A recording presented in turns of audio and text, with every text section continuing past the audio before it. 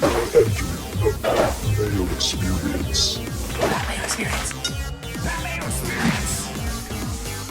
Mayo experience. Experience. Welcome to the Pat Mayo Experience, Week 5. We're almost a third of the way through the season, a third of the way almost through the actual fantasy football season, because, Week 17, that's DraftKings only. No more season-long for that. If you play in a season-long league that counts Week 17, you should quit that league. It's my advice to you. So we're going to go through each of the positions. If you're watching this on demand after the fact, you can listen to the audio version up on the Pat Mayo Experience podcast feed, or hit the description where you can find a link to the snap counts. You can find the waiver wire article and all of the time codes. Those will not be put in until after the show is complete, because frankly, I don't know when the time codes are, because we're live right now every Monday morning at 10 a.m. Eastern Time on the DraftKings YouTube page. Normally, I'm live at 10 a.m. every Sunday on the DraftKings YouTube page as well, and I will be again, just not in Week 5, Canadian Thanksgiving. Taking it off. Sorry about that. When you guys are off for your Thanksgiving, I'll be working. You'll have something to watch. Chris Meaney's here. What's up, man? Thanks for having me. Yeah, Canadian Thanksgiving. Everyone forgets about us. Yeah, listen, it's fair.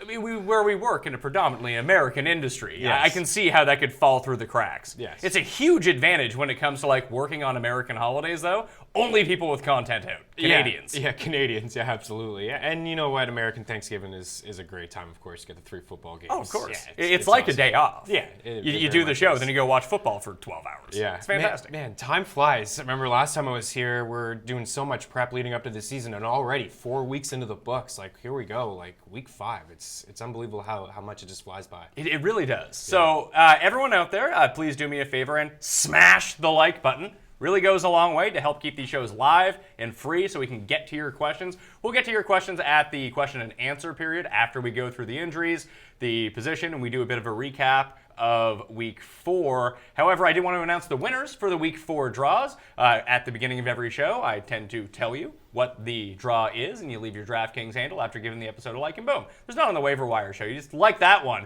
to set in course the motion of the giveaways. But the winners for Week 4 were C2 Bane. Ooh, is born in the shadows.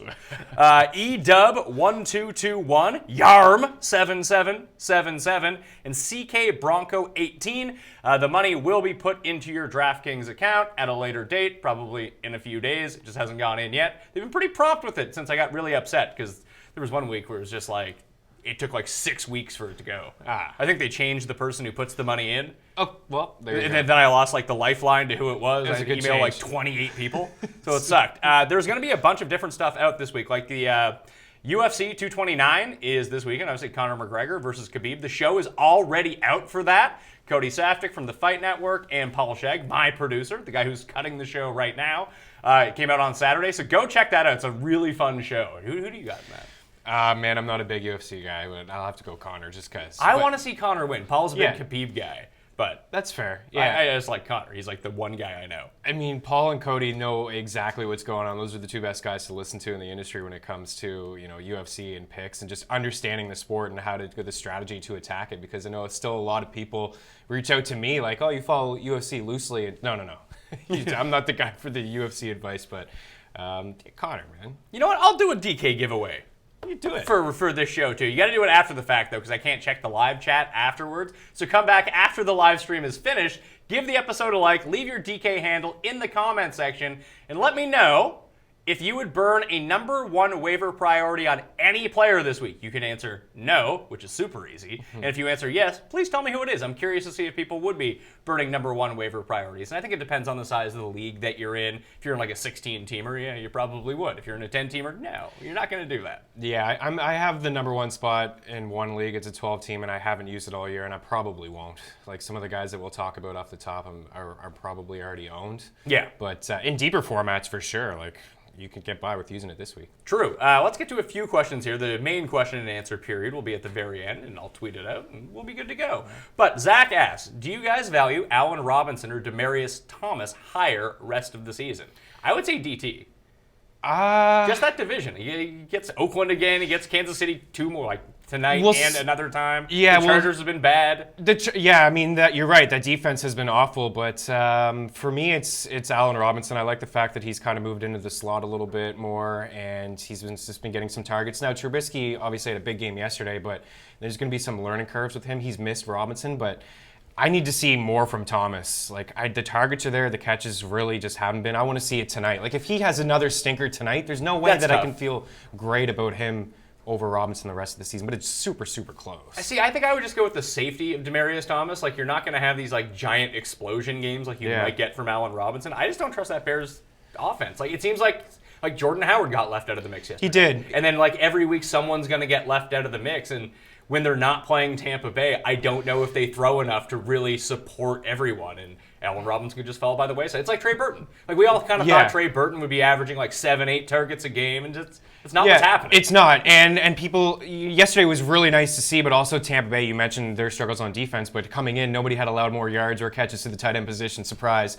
Burton had a nice day. But for Robinson, I just feel like there's going to be more targets. Like, at the end of the day, he's going to have more targets and more looks than Demaryius. All right, so next one. Would it be logical to start Hines over Kareem Hunt at Jacksonville next week? And when we get to the waiver wire pickups, I have Hines pretty highly, but Marlon Mack could be back. And, I mean, the 3 games where Nyheim Hines has actually played really well this year have been the 3 games that Marlon Mack has missed. In week 2, when Marlon Mack was back, Hines didn't do anything. Right. He didn't get that same sort of snap share. And Robert Turbin returns this week, too. Yeah. I actually like as a waiver wire. He's a free guy. Yeah. That no one's going to go pick up. And we have no idea what he's going to do, how much he's going to play. But in the preseason, he ran with the ones.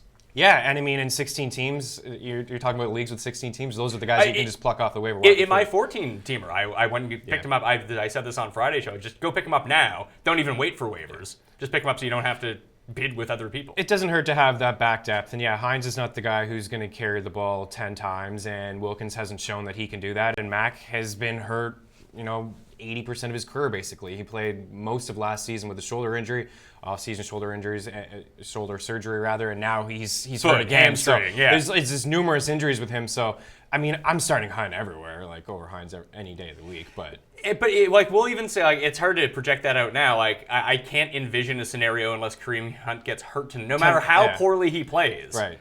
That you kind of have to run him out there. Like, you don't know how much Hines, like yesterday, Hines played 71% of the snaps last week. He played 69% of the snaps yesterday. But again, if the Colts continue to play these high-paced games, and I can understand it against the Patriots. The Patriots are going to score. You take the pass-catching running back. I don't know how quickly that Turbin is going to be acclimated in. I don't think it's an unreasonable question. But the one thing, although he did, it's funny to say, like, he had 2 touchdowns yesterday. Yeah. But he's not getting goal line work. At least Hunt's getting the goal line work. Right. Well, when they don't run a trick play, but they're the highest scoring team in the NFL, and that's what you have to just take that upside that maybe he's going to fall in and get you a touchdown. The one thing I've noticed about Hunt is, last year over 60 targets, over 50 catches. What does he have? 2 catches? 3 catches so far this year. It's not Alex Smith. Check down Alex Smith. It's Mahomes. Utilizing all of his weapons, but. Luck is throwing the ball the 3rd most in the NFL. The defense sucks. Like, Hines is going to be involved in that offense. You're right. He's not going to be the goal line guy. It actually could be Turbin if there's no Mack. Like, it's probably Turbin. Yeah, because Wilkins has looked awful. No, yeah, awful. He hasn't looked great. He had a tough matchup. A couple of them were tough, but he hasn't even been given the opportunity now. Like, last week, yesterday, he hardly touched the ball. Well, I mean, they passed 60 times. Yeah. And if they're passing, then Hines is going to be on the field. And I think that will remain consistent. So if you think that Andrew Luck's not going to average 60 pass attempts a game. It's just not going to happen. We're talking about Hines now the same way we talked about Cohen last year. It was earlier last year, but he led the Bears in catches. I think it was maybe Kendall Wright, but like 5 behind him. Like, he was involved, and I think we're seeing a similar role here with Indy and Hines being a factor in the offense. Is going to catch a few balls in a full-point PPR league. I think you can get by with playing him in a flex spot if the game script predicts pass. The Colts defense is not good. Yeah, before we get to this next question, it's interesting because I want to get your take on this, especially because I can't figure out the Patriots backfield. I always just pick the wrong guy. Yeah, of course, Pimp the hockey package. You get hockey starting, you have a complete draft package. Yeah, Fantrax, we have, fantasy hockey season, like you're probably not drafting. The season starts on Wednesday. But if you have a draft tonight or tomorrow, there's rankings on there. With each ranking, there's sleepers, there's busts, there's targets, there's stayaways, all that good stuff, strategy articles, everything. So we'll be doing some fantasy hockey there. And then you have basketball coming. You really do cover everything. Yeah. I used to try that. Can't do it anymore. I'm tired. No, yeah, it's everything, man. Like, you know that I just love hockey so much, so it comes to me pretty easily.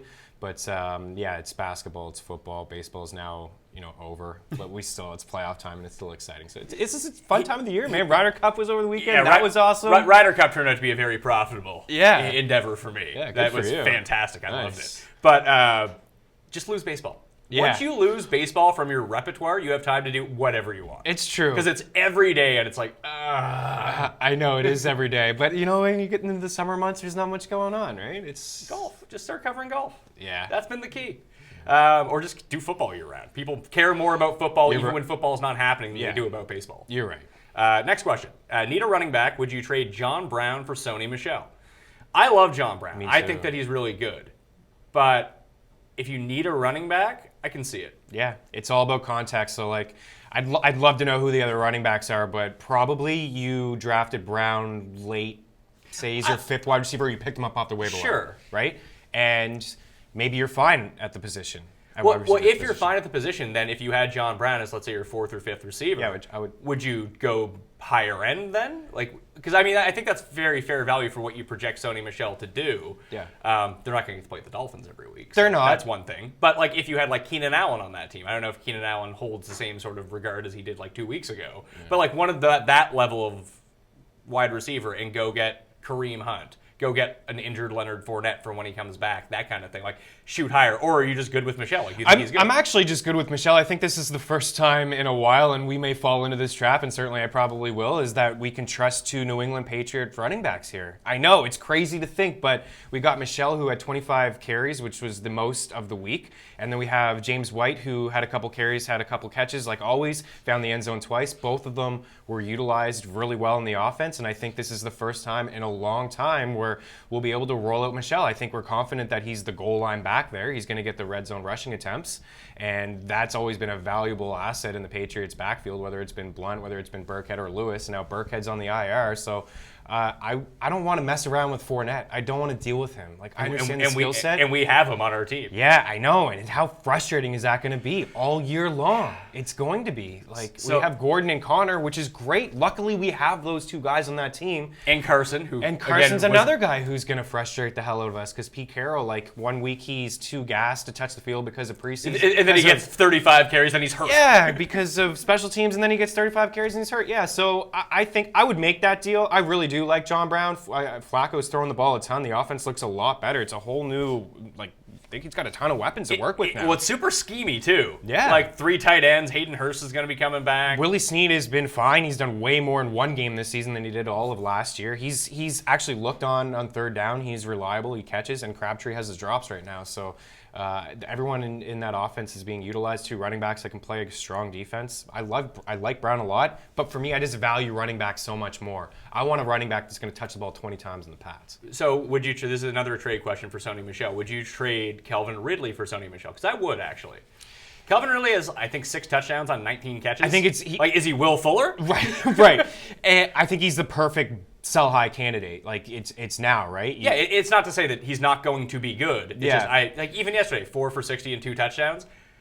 This kind of plays into something because you and I watched the games together yesterday, and someone had sent me a question do I trade Juju for Sony Michel? Because Juju sucks now. It's no, don't do that. Yeah, 11 targets, 50 some odd yards, and a few catches is fine. But he had 4 for 60 in that game on 11 targets, and he had a bad game. Ridley had a great game because he had 4 for 60 and 2 touchdowns. Yeah. You take away the 2 touchdowns, the question today is, do I drop Calvin Ridley? Unbelievable. So you can't just play off what happened. I know you can fall into that trap so easily, but one thing I will say about Ridley and this Atlanta offense is the fact that their defense is just so bad. We'll save it for headlines, because that's the first question in my headlines. Okay. But I want to talk about running back injuries and running back waiver wire rankings right now. So the injuries that happened yesterday and ones that we've been tracking, the important ones that really affect Week 5. Joe Mixon missed Week 4. It does look like he is going to return in Week 5, though. Leonard Fournette exited the game. He is questionable for Week 5. I don't think he plays. I don't.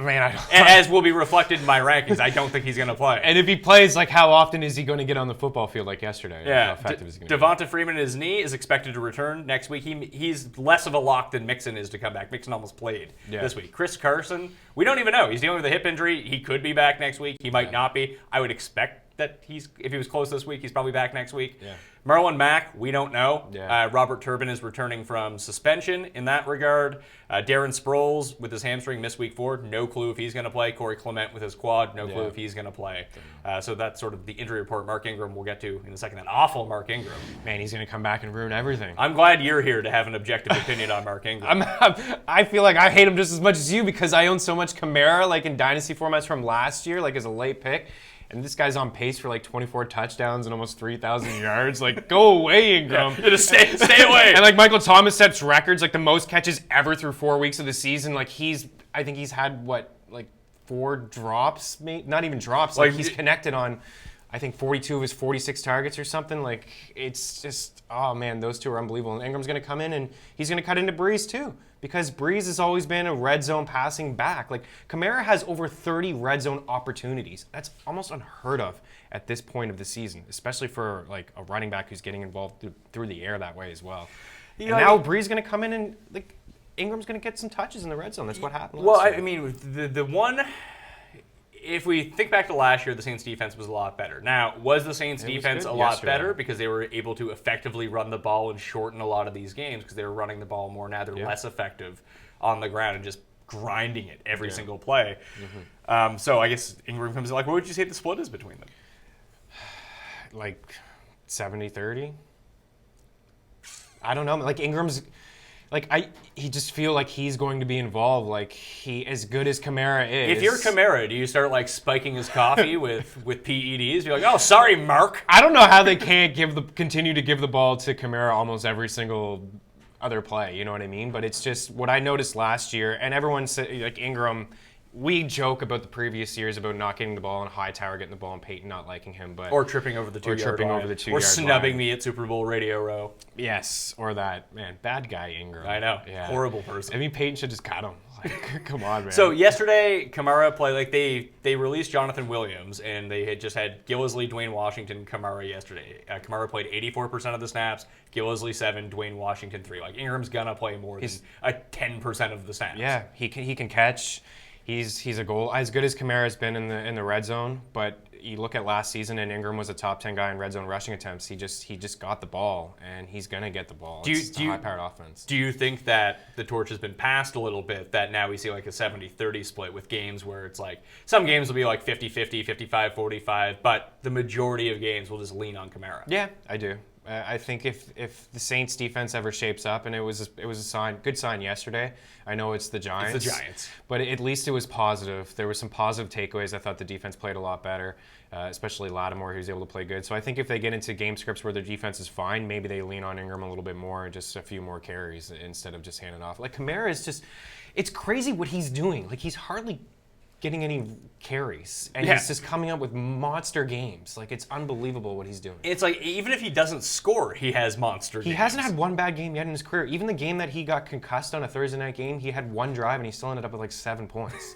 It's so crazy. Like, he's just so efficient, so fun to watch. So here's the thing. The one big thing that we talked about coming into the season in terms of Kamara wasn't just you and I. It was basically everyone, that he is not going to remain this efficient because that would be impossible. And he hasn't. Yeah. It's just the volume went way up and it compensated for it. Now that we're taking away some of his volume, like he and Todd Gurley and Zeke have been the 3 best running backs in fantasy. Yes. Am I missing someone? Melvin Gordon as well. Melvin Gordon's been really those good, 4. yeah.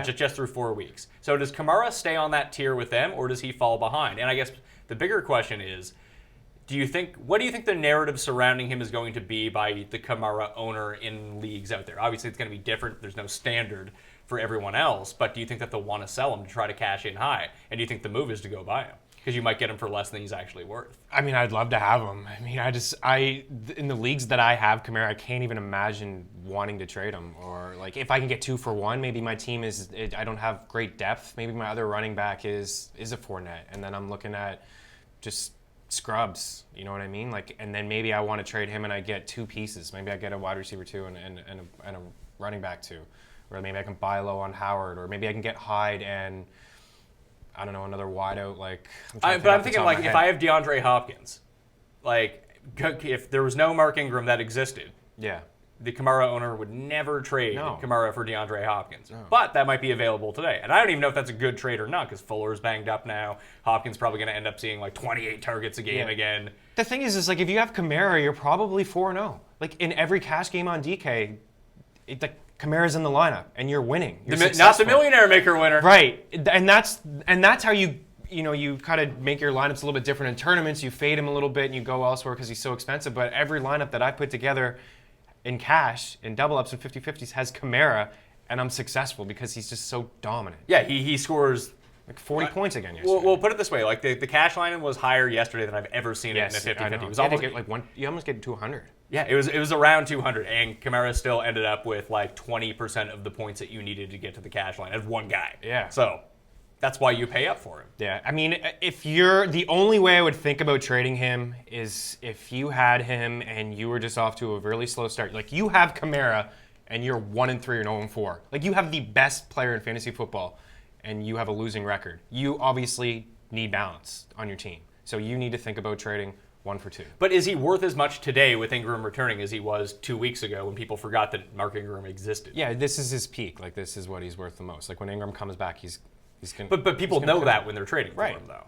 Yeah. So do you even bother looking for deals, or do you just keep him now? I would just keep him.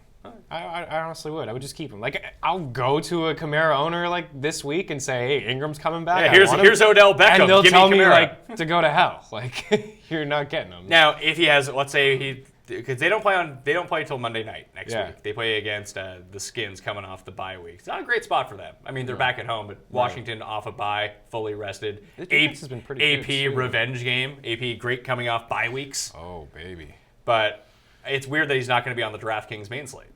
Right. So no one's going to have to be That scorned will by be him the if he first has a bad time, game. Yeah, that people will have to look elsewhere and pay. I mean, I think Zeke was, in most of my tournaments, his ownership was actually much higher than Kamara, and I think that's just... Because of the savings? Yeah, I think part of that, and part of people wanted to fade and get away, but it's just... I mean, he's just so involved in that offense. I just don't know how Sean Payton can go away from him and be so productive. What else? Let's get into the actual rankings for running backs for the week. What I have, maybe I'm wrong on this, I have TJ Yeldon at number 1. I have Aaron Jones at number 2. Austin Eckler, Naheem Hines, Buck Allen, Bilal Powell, Ronald Jones, who actually got the start. Buck's on bye this week, though. Robert Turbin, Duke Johnson, and then Mike Davis, who... If Carson comes back, I still expect it to be Carson. Not like full time, but like I don't know how much value Mike Davis would have unless they just turn the keys over to him, which I doubt they do. Yeah, I don't think they do. I think Carson has earned the right to be the guy if he's in the lineup. But I think the biggest takeaway for me in that game is just that Penny is. I mean, he's a non-factor, right? He actually looked decent. He did look decent, but the fact that Davis was top 2 in touches and carries, like he was the guy that got the ball a ton, right? They just leaned on him. You know, it didn't work out. My late swap onto Rashard Penny. And I did the same thing. So I had Carson in a couple of flex spots, and I was able to go Shepard because I was $200 extra. I was able to go him, but I did Penny as well in a couple spots, and yeah, it didn't work out. It looked okay at first. He had a nice return, opening drive, and then he just didn't touch the football. But I think Yeldon's fair. I honestly would rather Jones.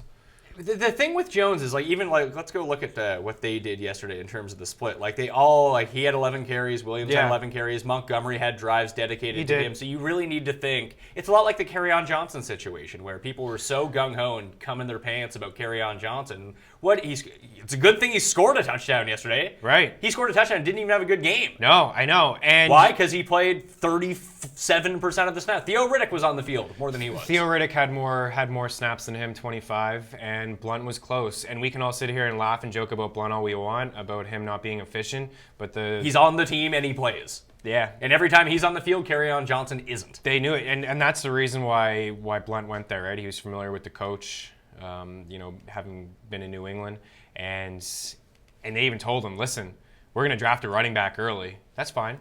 He's a good pass blocker. He's great in the red zone. He's going to be the goal line guy. They're going to sprinkle in all three of their backs. As much as we all want Blunt to go away, I don't think that's going to happen. And Theo Riddick, he's never going to go away. Yeah, and it's very game script dependent, too. Like, if the Lions are losing in a game or it's somewhat close or they're in passing situations, Riddick's just going to be on the field. Well, we saw yesterday, towards the end of the game when they needed some points, Riddick's on the field and he's catching football. So, yeah, I mean, Blunt's going to be frustrating for people. Aaron Jones played the most snaps of any Green Bay running back at 38%. 37% went to Jamal Williams, 26% went to Ty Montgomery. Now, you have to make him the number one. Like, the only reason I have Yeldon at number one is because I think Fournette's going to miss time. Meaning That's you fair. can pick up Yeldon and play him next week. Now, that might turn out to not be the case, but you should just own TJ Yeldon at this point. Because Fournette keeps getting hurt. Yeah, and I think that should have been clear after week 1, right? When Fournette got hurt, or was it week 2? Week 2, yeah. We all sat here and we talked about waiver wire, and Yeldon was up at the top. Like, he should be owned. Absolutely. Fournette has dealt with injuries, not just a year and a half in the National Football League, but with LSU his whole career as well. So he's had issues. We know the upside is there, but yeah, Yeldon should 100% be owned at all times. Even in a 10-team league, I would own this guy. I would just have him on my bench. So Aaron Jones, I have at number 2 over. Eckler's more of a floor play. Like, he gets 10 to 15 touches every single week. Should be owned in every league. Every league, I agree. He's more valuable in PPR formats. He is. The thing with Jones is you think that he eventually takes the job, but there's no evidence that he's going to take the job. Well, there is evidence because the first couple weeks, Williams sucked. Williams as awfully did nothing to keep his job. Sure, and then Jones came in last week and already had out-touched him. This was 2 weeks ago. And then last week, he outproduced him again. And he's been good in the past. That's all anybody's ever said is Jones. No, Jones, he can't pass block. He can't pass block. That's why Jamal Williams is going to be there. And he can catch. Williams can catch a little bit more. But, like, Jones has done a good job pass blocking. Sure. But, like, he didn't play over 40% of the snaps. And Green Bay doesn't run the ball near the goal line, ever. I know Rodgers always throws. Even yesterday with Jimmy Graham, like, in the past 5 years, he's come top 3 in red zone passing attempts. He always throws. I get it, but so I'm just saying, like, you need a lot of things to break your way for Aaron Jones to be like a guy that you play, like, feel good about playing. Now, in a world where we're dealing with Alex Collins and Kenyon Drake and Derrick Henry as guys people play, Aaron Jones is probably a better guy than that at this point. So he should be picked up. He should be picked up, and I would start him. Like, he was a top 24 running back for me this week. He was an RB2. He's going to be an RB2 the rest of the way. I'm always going to rank him ahead of Jamal Williams. I'm just going to give that upside to him as well as a guy that I feel like if they do run the ball inside the red zone, he's going to get that opportunity. And I just think he's better than Williams. I just think he's more explosive. I agree with you, but it just gets, it's like, I do think Kerryon Johnson's the best player in the Detroit back team. I know. But that's a good point. That doesn't mean that he's going to be a great fantasy player. You just have to hope that, Blunt or Williams, at the end of the day, that these two coaches on their respective teams decide to lean on the more skilled running back, and over time they just kind of take over, and it's a 70-30 as opposed to a 60-40, which is kind of what it seems like right now. So 4, 5, 6 on the list: Hines, Allen, and Bilal Powell. I've actually had Hines ranked pretty highly the past few weeks. You've liked him since day one. I've been tuning in. If they're going to throw a ton, obviously not as much as yesterday. But they're going to throw a ton. Luck has the second most passing attempts, second or third True. most. Like, if they pass like 45 times a game, 50 times a game, then it's going to happen. He's going to end up with 6, 7, 8 targets a game. That's valuable in PPR scoring. And you're going to get to wideouts in a little bit. T.Y. Hilton's not going to play on Thursday. But the big thing is, like, Hines, and you mentioned Cohen, and Cohen's coming off this big game. Like, oh, Cohen's the guy. Like, Cohen's not the guy. No, he can end up with 1 touch next week. Not next week, because he'll end up with 0 touches next week because they're on bye. The week after. But, like, this, again, with that stupid offense, like, it could be a Jordan Howard week. It could be a week where they just throw to Taylor Gabriel. I know. Jordan Howard, yesterday's performance was very, very disappointing, especially the fact that they were up so big. I thought that they would lean on him in the second half, especially in the fourth quarter. I think that they wanted to showcase, like, there's so much chatter about, like, Trubisky sucks, all of this stuff. He's not very good. Let him go put some numbers in, like, against a defense that's not trying. And people are like, oh, yeah, Trubisky's great. Yeah, like, it's a good confidence booster. I love him. And I've seen a lot of inexperience from, like, you can tell, you see it, the throws, he's missed guys wide open. He doesn't even see down the field sometimes. There was one play, week 1, Trey Burton was in the... Just wide open. Hey! You know what I mean? But, I think that after this week, like, this is the perfect time to buy low and sell high in guys, and I would be trying to buy Jordan Howard, actually. Like, He's just more involved in the offense through the air. He's catching balls. He's going to set a career high in catches and targets this season. I know yesterday was a stinker, but every single week doing touches and targets at Fantrax, just looking into the numbers, like every single week, Jordan Howard is in the top 10 in touches, and you can't ignore that. You can't ignore the volume. It just yesterday was one of those games where, Trubisky threw the ball to Gabriel in the red zone twice instead of Jordan Howard, a handoff. And Jordan Howard still played 54% of the snaps. Yeah, he played more there. than Cohen did. It just didn't break in his favor. Turns out I always enjoy when people really get triggered by bad games. Yeah. And it's like, oh, he sucks. Should I drop him? It's like he's had 3 good games and 1 bad one. No one has 16 good games. No one does. I was able to pick up Corey Davis on the waiver wire last That's week. so ludicrous. Like, come on, people. He's getting 30% of the targets. They just cut Matthews. Walker was hurt, and he played Jacksonville the week before. Like, let's settle down. The Eagles were a great matchup for him. Bucks backfield. Peyton Barber still played 49% of the snaps. Kiz played 17, but Ronald Jones played 32. Yeah. I think coming out of the bye week with Jameis now back, that I don't know if he's going to be any good because he was god-awful. But Barber hasn't been. They don't even give Barber the ball. Because he sucks. It's not that he sucks, it's just they passed. With Fitzpatrick, they passed every down. That's fair. And they don't pass to him. That's fair. That's a good point. But in the opportunities he's had, he hasn't been efficient. So I think it is time for them to hey, we spent a high draft pick on Jones. Yes, he hasn't looked good in the preseason. He's had the drops and he's struggled with pass blocking. But maybe he's worked through that. But maybe he's worked through that. And you're right. It's a good point. You got the bye. You got Jameis. You got an opportunity here to run with the first team offense. So Jones isn't even ranked. And people don't even rank him. He's available in a lot of leagues. I'd love to hear his ownership. I mean, I think he you could even probably bump him up just on upside alone, pure upside alone. Why not? I have him at number 7. Yeah. Like there's a couple guys like that right now, depending if you pick up Ronald Jones now, they're going to bye week, so a lot of people won't pick him up. Right, they won't. And I'm not suggesting that you play him coming out of the bye week. Just have him on your bench and see what he does. He could be terrible, for all we know. But you need to have him. So I have him 1 spot ahead of Turbin on this list, who I think is in very much the same boat. You just get him to see what happens. Mm-hmm. He's a bench running back and someone that could be a starter. The other guy who's like that is Donta Foreman, who I have ranked down the list. He's still on the PUP list, but he's eligible to come back week 6. He suffered that devastating Achilles injury. But with the way this offense is geared in Houston, there are running lanes, and Lamar Miller cannot fill them. And what happened yesterday, he got a little bit banged up, and all of a sudden he's splitting carries with Alfred Blue, who sucks. Yep. Donta Foreman looked good last year, and if Really they good. have him, he's a banger. And they won't need to throw fades to Kiki Kute inside the 3-yard line. But they can just give it to Foreman, and there's potential touchdown upside there. So now is the time, especially if you're up in a 3-1 start, or you just have no running backs. Yeah. Let's say even say you're 0-4. I know it sucks to try to plan for week 7. Yeah. But obviously there's something wrong with your team. You probably can afford to lose some guys on your bench. Yeah, because they're no good. Yeah. That he's just someone that you can go get for free right now. Yeah, you're right. And chuck him on there. This is the time to do it right now. And I think you nailed it, especially if you were in a good spot and you can afford to stash a running back. I think he hurt his Achilles on a very explosive touchdown run. Yeah, he's really good, and the Houston offense is great. And Deshaun Watson has improved now every single game that I've noticed. Week 1 was okay, it was a little bit of rust. Week 2, good. Week 3, solid. Yesterday was solid too. Another 40 yards on the ground. He's got 160, I think 40 every game. That's what he's averaging. He has over 35 rushing yards in every single game. Yeah, he's fine. Yeah, he's great. And he's been fantasy gold. Awesome. And people jumped off of him week 1. Right. People, and I've been talking to this with the footballers, and he's always been my GPP quarterback to suggest because he's not priced. This time last year, he was priced like Mahomes. He was putting up Mahomes numbers. He's winning tournaments, blowing people out. And now you're getting a little bit cheaper, low ownership. What he's doing right now, I mean, it's in tournaments every week on DraftKings, you should play Cam. He's the safest quarterback in He's football. the safest quarterback, but he also has the highest upside because he could go off for 85 rushing yards and score twice. It's a free 4 points. He's another one. Everything that people expect from Russell Wilson on a week-to-week basis, you're actually getting from Deshaun Watson. Yeah.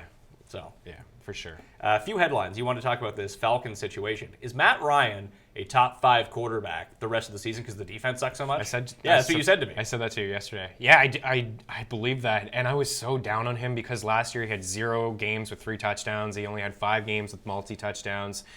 This season, I think correct me if I'm wrong, don't quote me here, but I'm pretty sure he set an NFL record of quarterbacks to throw over 400 yards and all losses. He's just been so dominant through the air. He's hitting Ridley.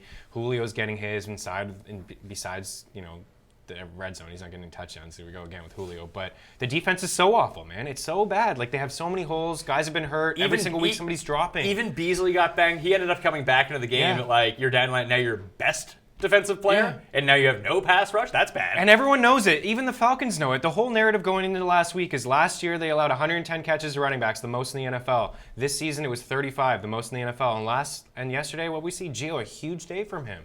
Not huge through the air. Not huge through the air, but still a factor when, these guys can't tackle. There's nobody that can tackle right now for the Falcons. It's a struggle. So for that alone, the fact that he's going to get into these shootouts, the fact that he plays in the Dome half of his games, like, the weather's going to be fine, and he's going to have another game with the Saints. Like, there's just all these potential shootouts. You look through up and down the schedule, there's going to be games where he's just going to have to throw the football. So that alone makes him good, and I think that's what we can all say, that Mahomes has looked really good as well, but it's the same thing. Kansas City scores the most points per game, but they also allow the most points per game. So if they're going to continue to, allow all these yards and touchdowns, they're just going to have to throw the football. So absolutely, man. Like, and when Freeman comes back too, like, it's another guy that can catch in the offense. So yeah, top 5, man. Calvin Ridley played 54% of the Falcon snaps yesterday. That's not a high. That's not high a volume. lot. Sanu was out there a lot. Sanu had a good game. Yeah. Sanu was the one who was highly targeted. Sanu was the one who broke 100 yards. Yeah, Sanu's leaned on, and he has been in the slot for a couple of years. 2 more headlines before we get to the wide receivers. Just two like in-flow game things. Indy going for it in overtime. Frank Reich. I'm pro, and I think the best case that I heard for it, like, I was pro it at the time. Obviously, it cost them the game. Yeah. So that's bad. But are you playing for a tie? Is Indy winning the Super Bowl this year? No.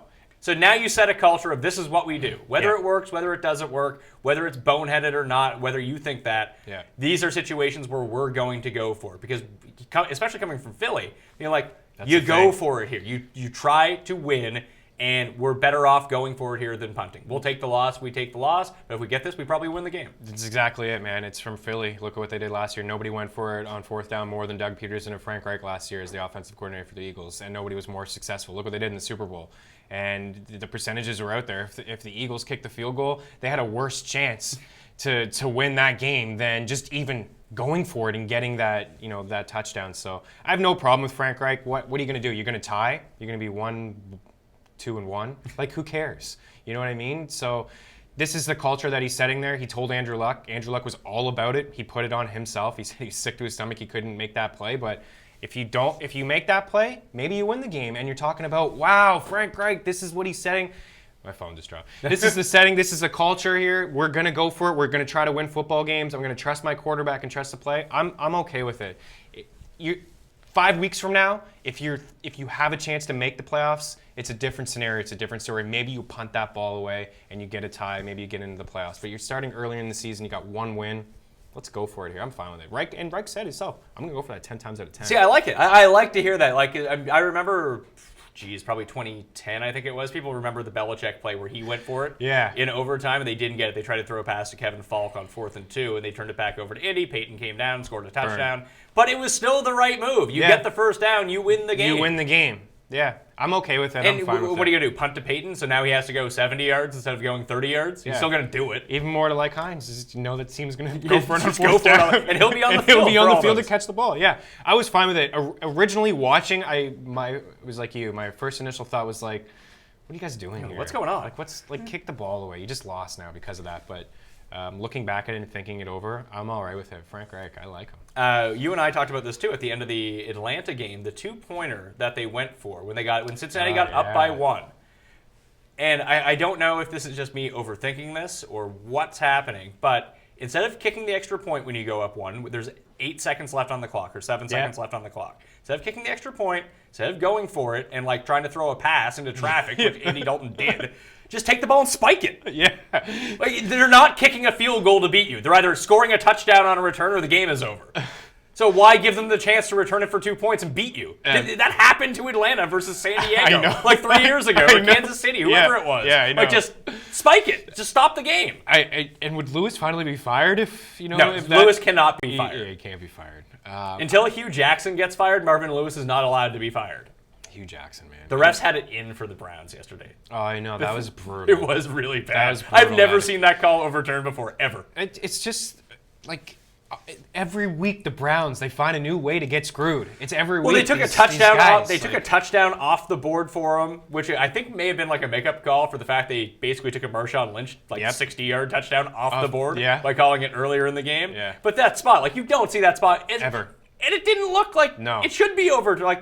Yeah, maybe it's an inch. I don't know. Yeah, I'd like to hear the NFL come out with a statement today. They won't. They won't. They don't care. Yeah, no, of course not. But to your point, just spike the ball. That throw was awful. It was to nobody. There was another situation in the Baltimore game, and it ended up not mattering because Ben just came out and threw a pick to end the game anyway. But on third down, and Chris Collinsworth was really big on just play for a field goal here. Play for a field goal here. Here's a guy. Yeah, no, that's a field goal. We need to get your boy Mikey O back here to do his Gruden impression. Gruden on the sidelines. Yeah, he had a good Gruden. I had him on the Fan Tracks podcast on Friday. He had a good Gruden for me. Excellent. Yeah. Hireman. Well, we used to have the Mikey O when we were at Fantasy. We had the Mikey O Gruden of the week. Here's a guy, Jeff Hireman, filling in for Jake Butt. Here's a guy you want to introduce your daughter to, man. I'll tell you what, Jeff Hireman, he's a good guy. In the Baltimore game, Collinsworth is just you got to run here, you got to run here, you got to run here. I don't think you need to run. Score a touchdown. That ends the game right away, as does the field goal. But, it's easier to walk the ball through if you have the opportunity than to kick it, even with Tucker. Yeah. And worst case scenario, you kick the field goal, and then you're up by 9. But on the third down, they tried passing. I had no problem with that. But Flacco threw it away. Why not just drop to the ground and keep the clock moving? What's the difference? It's not like they would have taken them out of field goal range. Well, have you seen Flacco? He always has this stunned look on his face all the time. He's just he seems clueless half the time. You can't give him the benefit of the doubt there. It's a good call by you. It seems like these things, at the beginning of every play, when you're in the situation, the offensive coordinator should be telling them, hey, if this happens, here's what you do. Yeah. Obviously someone that did that with Deshaun Watson now. Right. Because he's not making stupid bonehead mistakes anymore. He clearly looked like a college quarterback at that play. He's running around, killed the 15 seconds that he had. But to the Ravens, I like the Ravens. They look good. Obviously, the defense is phenomenal. I think they've allowed the second fewest points in the NFL. And now they get Jimmy Smith back next week. And they get Jimmy Smith back. And just having, you bring in Crabtree, he's got his drops, but Willie Snead is reliable. And John Brown's good. And John Brown's really good. They got 2 running backs that can play. And Flacco's airing it out a lot. I think he's top 5 in passing attempts. So there's a lot to like about Baltimore. You just look at the team and you think, they're a team that wants to run the football, rely on their defense and Tucker. It's more. They're more than that. And I like a lot of their weapons. John Brown is really good, and he's been ranked ahead of Crabtree for me for a couple weeks, and that's going to be consistent now going forward. And he's still number 1 in the waiver wire rankings, but injuries at wide receiver sustained in week 4. Will Fuller, guess what? He's hurt with a hamstring problem, so he's probably out for 3 weeks. He could be back, but I would doubt it. Geronimo Allison suffered a concussion at the end of the Bills game. He was 6 for 80. He would have got to 100 yards, probably. Yep. So he may or may not play. We don't know. Randall Cobb missed week 4. I bet you he misses another week with a hamstring injury. Let your hamstring injuries fully heal before bringing people back. Or not, you're going to be Leonard Fournette, play 3 snaps, and have to leave the game. This happens all the time. All the time, man. T.Y. Hilton's probably not going to play Thursday night. No, I think it's very... Actually, I think I may even be confirmed. I think I heard Frank said it after the game. But very unlikely he'll play. Yeah, so until he's confirmed out, we'll see. I doubt he plays, so I'm making other moves here. Devontae Parker just didn't play with a quad injury. I'd like to see him go somewhere else and get a shot. Yeah, they just don't like him in Miami. Yeah. Anthony Miller missed week 4. They go to bye. He's not getting surgery, so he might be out of it. Travis Benjamin didn't play the last 2 weeks with a foot injury. Tried to play this week, left with a foot injury. Mm-hmm. And Dante Pettis left the game for the Niners with a knee injury. No word on his status as of yet. So keep up to date on everything. The guy that's going to be replacing Randall Cobb and or Geronimo Allison is going to be Marquez Valdez-Scantling. Oh, baby, say that 5 times fast. So in the rankings for wide receiver, I got John Brown at number 1. Yeah. He's he's right on the fringe of Come on, people, go pick up John Brown. Yeah, he's just play every week. Quincy Enunwa still below. Oh, my goodness. And he just put up 4 for 60 against Jacksonville, so he's fine. He's awesome. Mike Williams, Jamison Crowder, who gets the Saints this week on Monday night, coming off bye. Antonio Callaway, Tywan Taylor, they cut Rashard Matthews. Yeah. And all of a sudden, there's Tywan Taylor. Tawana, man. Yeah, he had a lot of targets. It was Sharp, I think, who had the touchdown. Yeah, and then he dropped. And then he dropped he dropped one deep one, Yeah. But Taylor should be owned 100%. Yeah, absolutely. Yeah, everyone likes him anyway, but now the opportunity is there for him. Geronimo Allison, who I just think should be owned. Yeah. I have him at 7. Kiki Kute. Kiki. Listen, if Will Fuller actually misses time, I would bump him up the list. I just don't know how much value he's going to have when Fuller plays. It is tough when Fuller comes back because he's had, I think, 29% of the target share, and Hopkins has just over 30. So, but yeah, where are those targets going to come? Where are they going to go now without, Well, yesterday they all went to Kiki. They all went to Kiki. Yeah, I think a week high 15 targets, a week high 11 catches. He's explosive too. You can use him in a couple different ways. I think you touched on it earlier, like a couple bubble screens or whatever you want. Short. Yeah, they were giving him reverses. He's explosive. He's very speedy. He's a weapon. Well, he might really fit in because they don't use really a tight end. So you have Hopkins, you have Fuller, and he can just kind of man the middle short of the field and maybe take some shots deep because everyone's just. And that was his first game. I think even with a healthy Fuller, I think you won't see 15 and 11 catches, but I think you'll see him definitely involved in the offense. And why not? It was one of the best offenses in football last year, and it's going to be this year as well. Would you pick up Tywan Taylor or Kute?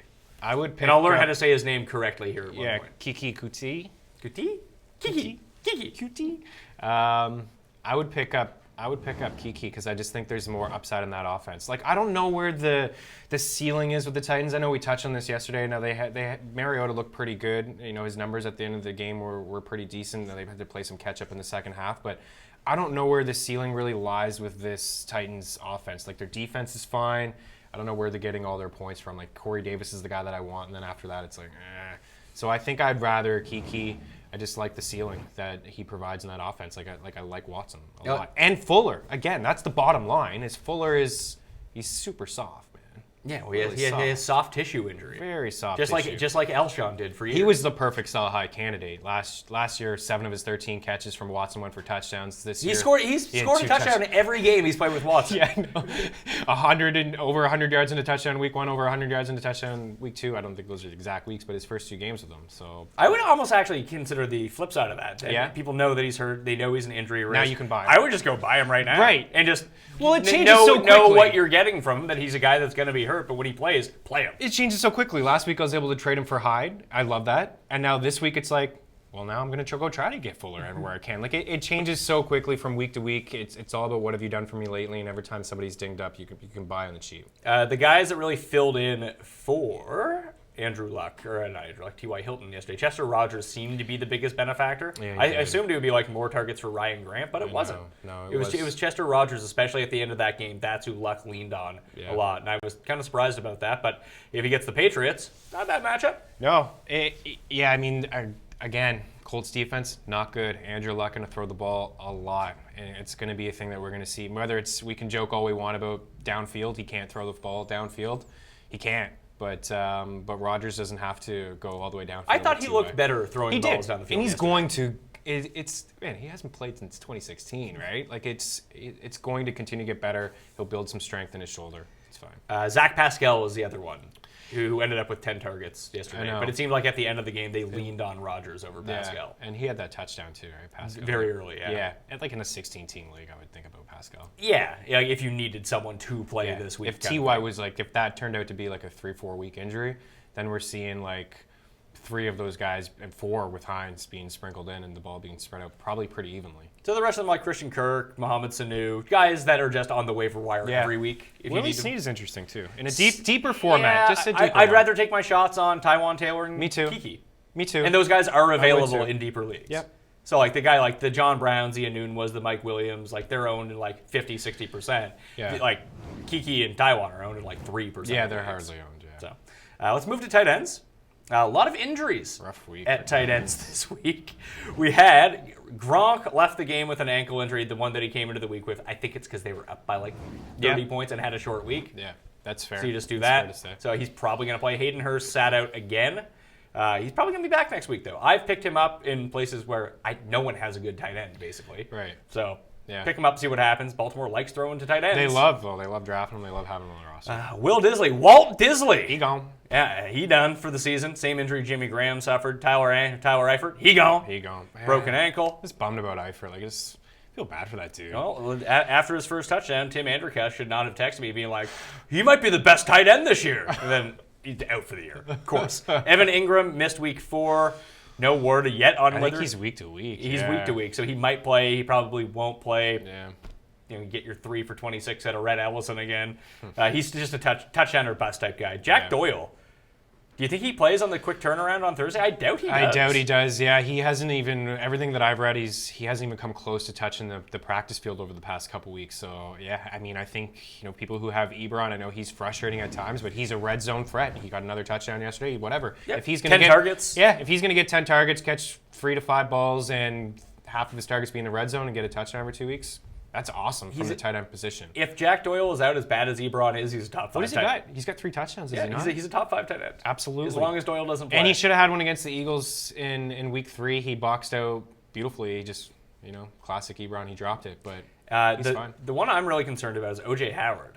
Because we don't know he's getting an MRI today. Yeah. He has a knee injury, but they have the bye week, so we're not going to get much information. Yeah. So I guess Brait would be...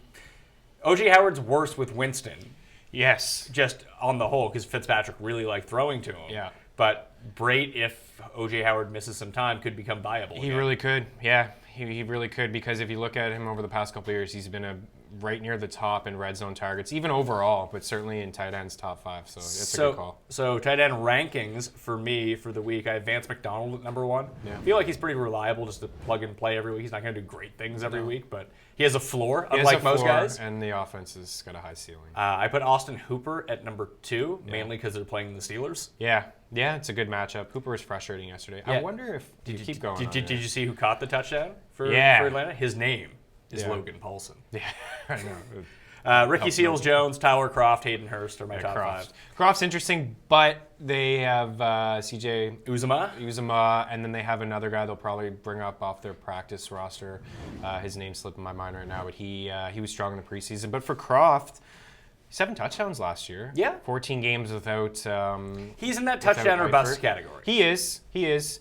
I think he finished as like a top 12 tight end in like 10 of his 14 weeks. So it's again, that goes more to the position and what it offers. But I think he could be valuable in deeper formats, especially if people just lost Eifert. Like, where are you going? Like, maybe you can't get Vance McDonald. Yeah. You probably can't get Ebron. You definitely can't get Ebron. Yeah. Ebron's owned in like 80% of leagues. Vance is owned in like 40. So sharp leagues, I assume, have Vance. But like your Hoopers, I would rather Kroft than Hooper. I'd rather take Hooper for this week. And just play. I'd just rather play the touchdown roulette. Yeah. And just see if I can stream matchups that way. Or just take, I would take Ricky Seals-Jones over Kroft. Yeah. Just because it seems like Rosen does like throwing to him. I just don't know how good that offense is. It's like why I rank Christian Kirk down at number 10 in wide receiver, that how good is his offense ever going to be to support people? And that's what sucks about David Johnson. He's been a buy low candidate, maybe more so the past couple weeks than yesterday. He was fine yesterday. He was fine yesterday. But it's like, where's the ceiling? Where's this offense? Like, there was a game against the Rams where they ran 1 play in the Rams zone. They had 8 red zone opportunities in the first 3 weeks of the season. Like, it's not a good offense, and it's not going to get any better. I just like that David Johnson had 25 touches. And he was used in the passing game again. Huge plus going forward. Yeah, that's why I kind of feel like I want him. I just don't want to give up much for him. If you had Kareem Hunt, would you trade him for David Johnson? No. I think I would. Yeah. I'm really worried about Kareem Hunt. I'm worried about him too, and especially through the air. As like an elite type player. Yeah. Like I think he's on that level behind. Yeah, this was the first week where I had him ranked like outside the top 10. I had guys like Gio and Coleman and yeah, so did I. Coleman was a stupid pass. Yeah. Judge Ito stole his touchdown. Yeah, he did. I know. Damn it. But I just, and I know maybe this is silly to say, but I just want the back on the better team. It's like the offense is there. It's like maybe Hunt will fall, because week 1 it's like all these red zone opportunities are not going to Hunt, and then the following week he didn't do a lot through the air or on the ground, but he had 2 red zone touchdowns. So it's like that's what I want. And David Johnson, I mean, he's not like, how many touchdowns is this guy going to get this year? 6?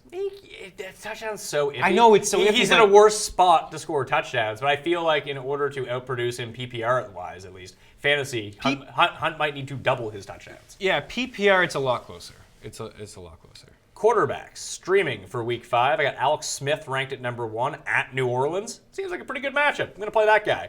Blake Bortles at Kansas City. Oh, Bortles had a good game yesterday against the Jags. Yeah. Marcus Mariota at Buffalo. Dalton at home against the Dolphins. Derek Carr at the Chargers. And Joe Flacco against Cleveland. Flacco, like you told me, 4th most passing attempts of any quarterback in the league. He's throwing the ball a lot. And if you go back and look at the past few years and see the top 10 quarterbacks in passing against, it's always been Flacco. Flacco's always been up at the top. Like, he throws the ball, and now he has receivers. And now he has receivers. Like, who did he have last year? I don't even remember. Like, he had no one. Like, Crabtree wasn't there. Yeah, Brown wasn't there. He had Snead wasn't there. Marlon Moore was there still. Perriman. Like, Burchard. Like, he had... I feel like He there's someone. had nobody. I feel like there's someone we're missing. There definitely is. Like, this is a team that didn't make the playoffs and they didn't score any points. Like, they hardly produced. I'm trying to think of guys who moved on and went away. Steve Smith. Was Steve Smith on the team last year? He was on there a little bit. I thought that was 2 years ago. Yeah. Well, according to this thing, they have Alex Collins listed as a wide receiver, so I don't know how BaltimoreRavens.com is looking here. Yeah. That is not good. They just didn't have anybody in the offense to throw the football to, and like I said, the Ravens look good. The defense is awesome. They got 2 running backs who can play. I like it. It's a tough division. It's a stingy one. Like the Bengals, I know the defense didn't look good, but I still believe that their defense is, at least in the top 15. Well, they get what's his face back? Montez Burfict. Yeah, there's a bunch of players come back from suspension this week. He's one of them. So defenses to stream for the week. Everyone dropped Carolina on their bye week, so now Carolina gets the Giants at home. So play them. And I feel like people will drop the Bears defense too. You think so? They've been good. They have been good, but their ownership dropped last week, surprisingly. Because people were Fitzpatrick in the offense, Tampa, like, come on, get off it. Bears are awesome. So Carolina at number 1, Tennessee at Buffalo number 2, Yeah. Dallas at Houston number 3. That's one of the big things I do when I look for, and the numbers haven't been released for week 4 yet, but adjusted sack rate in terms of offensive line, adjusted sack rate versus defensive line. Dallas inside the top 10 of adjusted sack rate for defensive line, and obviously Houston can't block no one. Well, what happened yesterday? How many sacks did the Colts have yesterday? I believe they ended up with 7. At least 7. And that was the whole theory last week. Just play the Colts. They might give up 50 points, but they'll set a floor with sacks, and sacks only lead to good things. Yeah, exactly. You get pressure on the quarterback. Dallas has done a really good job of getting pressure on the quarterback, too. They've actually impressed me a little bit. I know they slowed the pace down. They lean on Zeke, and their offense is just Zeke. But their defense has impressed me so far this season. And the one good thing is, like, we didn't get to see it because a lot of people played Dallas against Seattle a few weeks ago. Mm-hmm. But Seattle was never in a passing script. They just ran Chris Carson ran the ball 33 times. Like, you can't have that happen to you against your fantasy defense. You need the other team to pass. Pass the ball. Yeah. With Houston, all they do is pass. All they do is yeah, I know. And they're the 3rd fastest team in the league, too. They play a high pace. Even though Dallas plays a super slow pace, the fast pace of the Texans, because they throw so much, is something to look into. So I like Dallas there. Denver at the Jets. Yeah. Oh, yeah, for sure. Detroit against Green Bay. Surprisingly, Detroit good at getting to the quarterback this year. Green Bay, not the best at blocking. Although Rodgers did look a lot healthier yesterday, a lot more mobile yesterday than he had any other week. Yeah, he had a long run, and he didn't, like, hobble back to the line as much. Yeah, it was like, oh! Seen him. Yeah, so that's very encouraging. But every time he runs, like, I don't know any Rodgers. Obviously, I don't draft quarterbacks early, but if I had him and I watched him just run, I'm like, yeah, don't run anymore, man. Just a few more things before we get into the question and answer period. We'll start that in about 3 minutes. That was one of them. Aaron Rodgers looked nimble, is what I had written down. Yeah. Refs hate the cleave. Wendell Smallwood at the end of the game. The cleave. Wendell Smallwood at the end of the game for Philly. Yeah. I have a theory about Jay Ajayi, because someone asked me this on Twitter. Like, should I trade Ajayi right now? I think it was for, like, some loser. It's like, no. Like, don't trade Ajayi when his stock is way down. Let him come back and at least have a good game. Because the guy's whole point was, I'm worried about his back over the course of the season. I'm like, so am I. Yeah. But you need to let him. It makes no sense to trade him now. Yeah. It's like trading Connor now. James Conner. Yeah. Like, why would you do that? You just, like, he had 3 amazing weeks. You got to sell the perfect time to, and I'm an Eagles guy. I've seen it now with Doug Peterson. Still, to this day, only one running back has touched the ball 20 times in his offense. It was Ryan Matthews. And that happened a long time ago. So with Ajayi, the knee obviously is never going to go away. And he hardly had practiced last year, and he hardly has this year. And now he's dealing with this small fracture in his back. He's just going to try to play through it all year. He says this is going to be a tolerance, like a pain tolerance thing. I'm completely concerned. And after week 1, when he had 2 red zone, he had 0 red zone rushing opportunities last year. And after week 1, he had a couple and 2 touchdowns. That was a time to sell high. Now you need him to do it again. Now he's playing against Minnesota this week, which is going to be super bad for him and tough. So it's you're going to have to wait a couple weeks probably. Yeah, just wait till he has the good week. Yeah. And then the thing that you cannot do, and people do it all the time, Yeah. is that after he has a good week, well, he's great. I can't trade him. You can't trade him now. No, I mean, you have to. It's always going to be an issue. Doug Peterson is always going to use his guys. Still to this day, Corey Clement has more red zone opportunities than Ajayi since the time that they hired him. And Ajayi and Blunt had more snaps, more touches than Clement. Like, Clement gets used in the red zone. You saw it yesterday when the game was on the line. Wendell Smallwood, that final drive was all Smallwood. In overtime, it was all Smallwood. Like even yesterday. And Sproles is going to come back, and when Sproles is healthy, he's going to be involved. Man. Yeah. So Ajayi played 53% of the snaps. Wendell Smallwood played 46%, and Josh Adams played 1% because he played one snap. Yeah, and go back 2 weeks ago against the Colts. It was 40-20 basically. Yeah, it was Josh to start drives, and then halfway through it was Smallwood, and then it was Clement, and then you mix them up like that. Like it's just. He's going to utilize all of his running backs. He's very vocal about that. It's not going to change. You just have to wait and be patient with it. Yes. Just when a good week happens. Because it makes no sense to sell him for some guy that you're never going to play anyway. At least try to get some value out of him. Yeah. Would you trade him for Drake? Like, what's going on with Kenyon Drake? I don't fucking know, man. Like, that Can to we me throw? is Can we? the most How about this? puzzling, frustrating piece of the season. Don't play any Dolphins. Fair. Even Garrion kind of nailed it on the head. He's just like, unless you play Tannehill, who had a terrible game. Yeah, he got replaced by the Brock Lobster. I had making him a return. ranked as like an eight I thought quarterback. I thought he was going to have a good week as well. Yeah. Just didn't materialize. And Right. they get waxed by like 40 in New England. But he's the only consistent piece of that offense because he throws to everyone. Like 1 week it's going to be Wilson, 1 week it's going to be Stills, and then like Devontae Parker will come back and he'll have a good week. Then Danny Amendola will catch a touchdown. And then Grant has been So like you can never pinpoint who it's going to be. Even in the backfield, Frank Gore gets a touchdown. It's like, oh, super. I know. Yeah, Gore's not going anywhere. Yeah. It's like we talk about Blunt. Like these guys, these experienced backs, they're just like I would they're have not no going problem anywhere. if they were just splitting like 50-50 or even if it was like 60-40 and you just knew that's what Gore was playing. But like Drake's on the field, he didn't even touch the ball. Guy had like 3 carries last week. Now, people will ask, should you drop Kenyon Drake? I don't think you should drop I him. don't think you should drop. You can't just drop like Like, who are you dropping him for? that's the thing. You need some context, right? Like who are you dropping him for? And, you know, you look at your running backs up at the top of the list. Like Yeldon is nice, but like if You're using Yeldon him is this week. yeah, it's Yeah. just like it's a short term thing. Although it could. Would turn you out to drop be him for Aaron Jones? who? I could see it. Yeah. I don't know if I would, but I could see it. It all depends obviously on context, but that's something that I could get by doing in a 10-team league. In a 10-team league, yeah, that's something way I would different. do. Yeah. You can cut Drake, you can cut Derrick Henry in a 10-team league. Yeah. Very few people play 10-team leagues. Right. Especially, I would think that people watching this show are probably 12, 14, 16. Yeah, I don't there's know. some deep, yeah, I mean, running backs are so hard to come by, and it's just so nice to have that depth, especially when we get into the colder months. Like, you know, that is actually a thing. Teams, maybe not so much in Miami, but in Green Bay it will be. We'll be leaning on the running backs. All right, let's get to some questions from the chat. Q&A. See, I'm writing down the time codes now, like I mentioned off the top. They'll be added after the fact. Very nice. Although I tried to keep it right around an hour. It's 11:01, so I think we're doing all right. You're all over it. Here we go. Trade away Devin Funchess and Leonard Fournette for Carlos Hyde and Golden Tate. I think I would. I would do that, actually. yeah. Hyde could be better than Fournette. Yeah. Although Nick Chubb is the classic. Like he looked really good, but he had three carries. Yeah, so somebody had texted me yesterday, Chubb time. It's a guy, he had 3 carries. Like, yeah, so he's going to get more. Like, he is, but the biggest takeaway for me is as productive as Chubb was yesterday, Hyde was still the guy. Still had over 20 touches and still the guy. I would make that deal. I don't want to deal with Fournette at all this year. And we're going to deal with that headache all year. I don't want to. Let's see. And Tate's better than Funchess. Drop Hogan for Naheem Hines or Royce Freeman. Need the running back help? If it's PPR, then yeah, I probably would drop him for Hines. But don't think that Hines is some sort of savior. No. Like even when I haven't done my rankings for next week yet, but I can't imagine I'd have him ranked higher than like 25. No, yeah, he's going to be in the 30s for me in a PPR. Like he may be like late 20s, but Think of him like James White used to be on the Patriots. Yeah. That some weeks he's just not going to do anything. Right. But some weeks he's going to have 9 catches. yeah. And if you're in a standard league, Rolls Royce. I know, but That's like a worse version of the Lions backfield.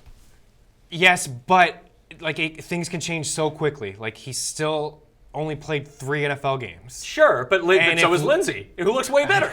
know. And Devontae Booker's still playing 35% of the snaps. I know, but things could change quickly where it's just nice to have some depth. That's all. It's just- Sure. If Lindsey goes away, then I don't you're think that looking you at should it. just drop Chris Hogan outright. I don't think you should play Chris Hogan. He's but not- I don't think you should drop him either. I'll tell you what. Hogan is not going to get dropped where I own him, but he's not coming close to any of my starting lineups. I can't play him. Oh, you know who I was happy to see returned and had like a decent game? My main man, Bitcoin Dougie. Oh, yeah. So you got to buy some Doug Baldwin. Absolutely. 5 catches on 7 targets, working his way back in. He's got to be legit. If he was completely healthy coming into the season, he probably would lead the league in targets. Yeah. But top 5 for sure. See, that was kind of my reasoning. Didn't happen. Yeah, well, the knee slowed him down. Yeah, but from here on out. Getting hurt twice didn't help, but now he's back, so Yeah. we'll see how he does.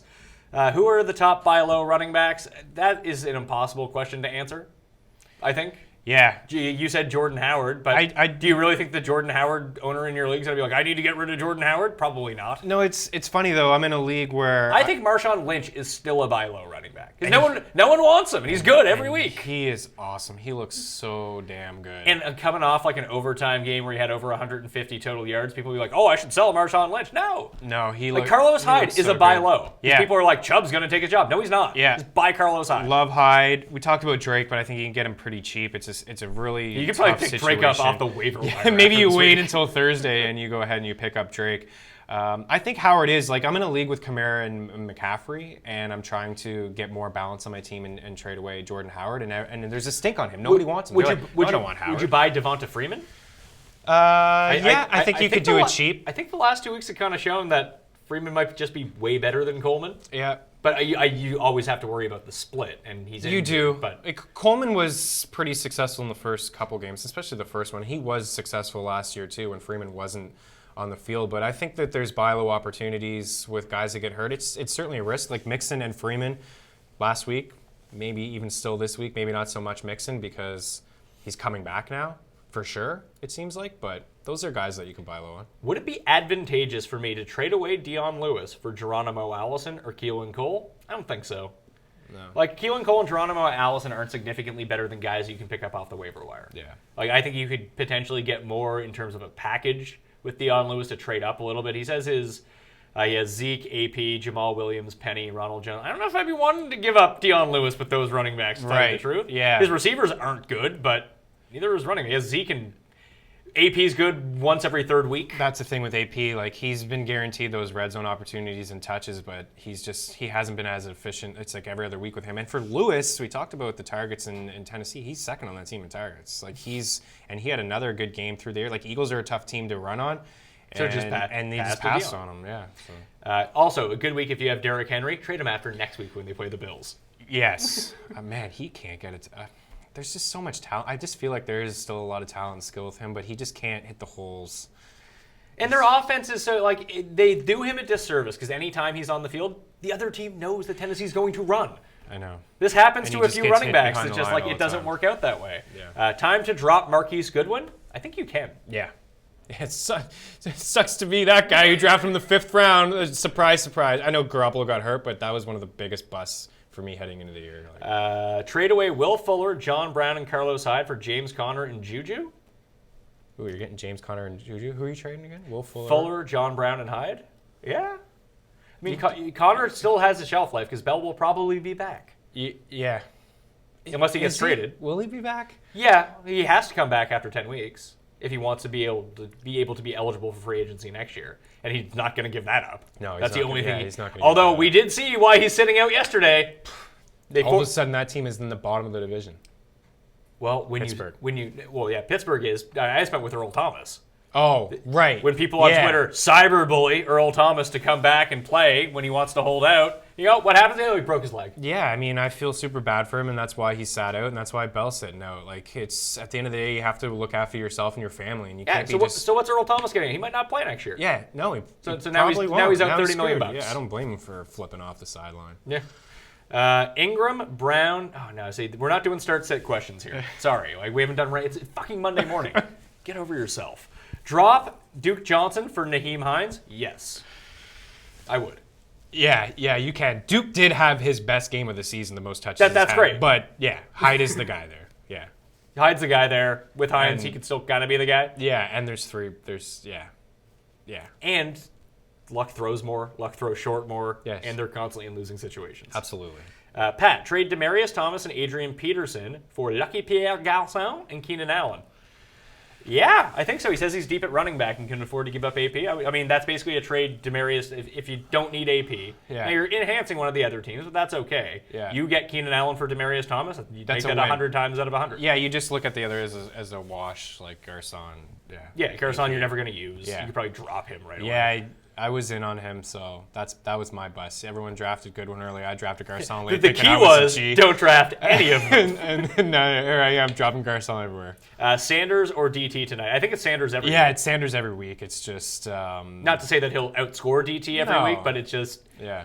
play the guy who's going to score more on average than Demarius Thomas. That's There's a game this year where they both have a touchdown. That didn't happen once last year. Oh, Stephen Bell. This is one that I mean, I have a lot of Russell Wilson, so this is an interesting question. Is Russell Wilson droppable at this point? Finding it impossible to trade him due to waiver wire depth. I agree. You cannot trade him because he's worth nothing. I know. But as I think, was it you and I who had this conversation yesterday? This is why I like when you come out and watch the games. We can talk through a lot of this stuff.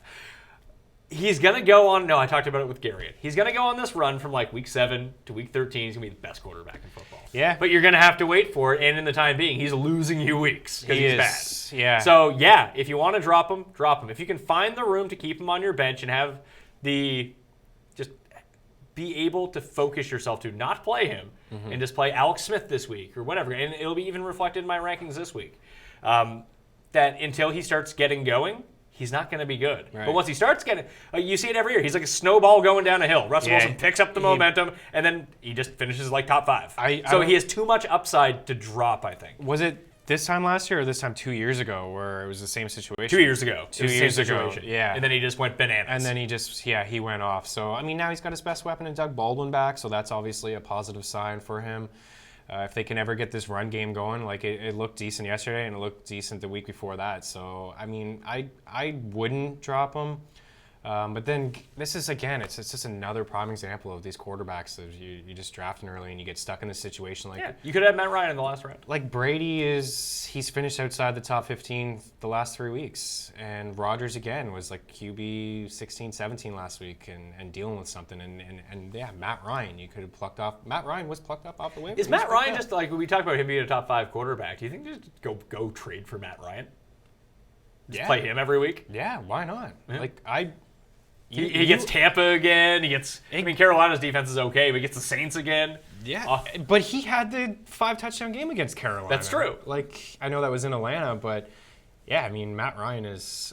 I just like to target quarterbacks on bad teams. You're going to throw the football, and that's what we're going to see. These are questions that are unknowable. Who do I start every week moving forward? Sterling Shepard or Marvin Jones? Like, as soon as Evan Ingram comes back, Sterling Shepard's kind of useless again. Yeah, it's tough in Detroit because Galladay is getting a lot emerged. of. Yeah, Tate's Galladay playing has great. emerged and Tate, but still Jones. I think he has 2 touchdowns. He's still a red zone option. Yeah, like as long as Ingram is out, play Shepard. Absolutely. When Ingram comes back, play Marvin Jones. We'll try to make it It's that simple. Drop Clement for Foreman. I think so. Yeah, you can do that. I would do that. You're not It's a playing better Clement stash. anyway. He's hurt. Yeah, he's hurt, and he's always going to be. It's going to be crowded backfield there. What's Alex Collins' value? Looking to trade away to get a wide receiver. Can't trade him right now. No. Also, you can. He's been a playable. I think he's been a top 20 running back every week. Yeah, I mean, he's found He the end does zone. nothing and just finds the end zone. Yeah, he finds the end zone. Even with Buck Allen stealing a couple of red zone touchdowns from him, Collins will still be fine. I was a little worried yesterday, and Collins had that fumble. He could have 2 touchdowns, right? He had a fumble on the one. Yeah. And then he caught the other one. And then he caught the other one, but I thought potentially after that would be bad news for him. Well, it because was. week 1, that happened to him.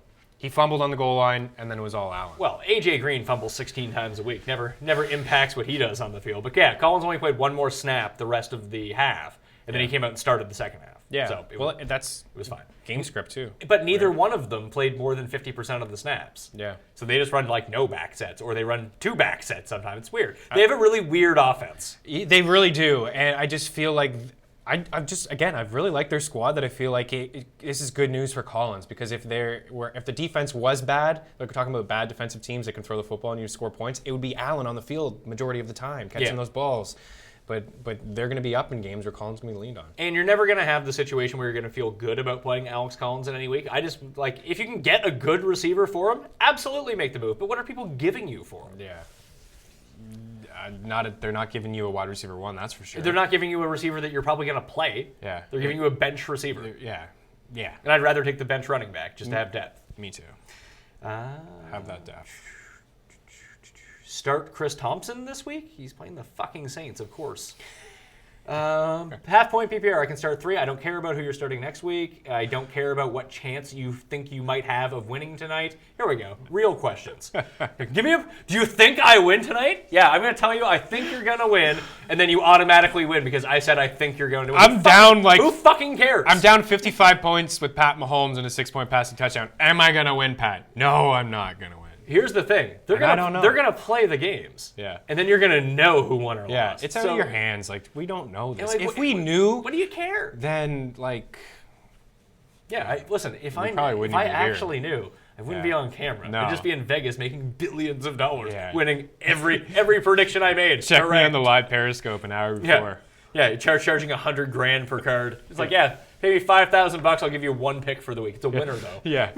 Can we trust Dalvin Cook as a running back too moving forward? I think you can. Yeah, you can. He gets the extended rest off now. It'll be curious. It's a tough matchup against the Eagles this week. It is, but they've allowed the fewest rushing areas this year and last year. If he's healthy, he's going to play 80% of the snaps. Oh yeah, like the rest of the way. It's a health thing. The rest of the way, absolutely 100% RB. That may be a buy low candidate running back that kind of slipped my mind. That potentially. Philip asked, we talked about Mark Ingram a lot off the top, so you can go rewind to that, but very quickly.